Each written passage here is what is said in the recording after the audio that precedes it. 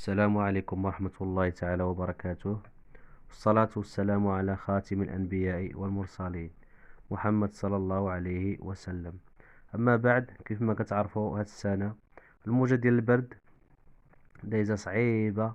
الإنسان كل مرة كيتصاب بالسعال أو الكحة، وإن شاء الله بغيت نعطيكم بعض النصائح وطريقة العلاج. إلا طبقتوها كيف ما عطيتها لكم بالحرف ما غاديش يبقى فيكم لا سعال لا والو بإذن الله.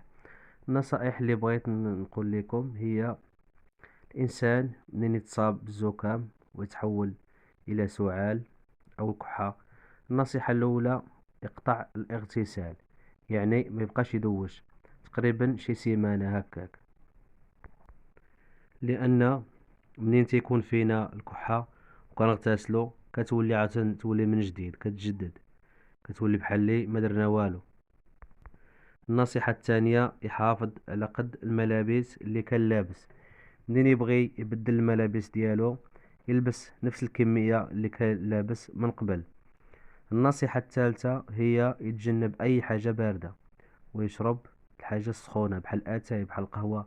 الحاجة الباردة يبعد منها، وإلا ما كانش الماء دافي ما يشربوش، لأن إلا شربنا الماء بارد أو عصير بارد أو أي حاجة باردة ديك البكتيريا كتجدد بالأشياء الباردة.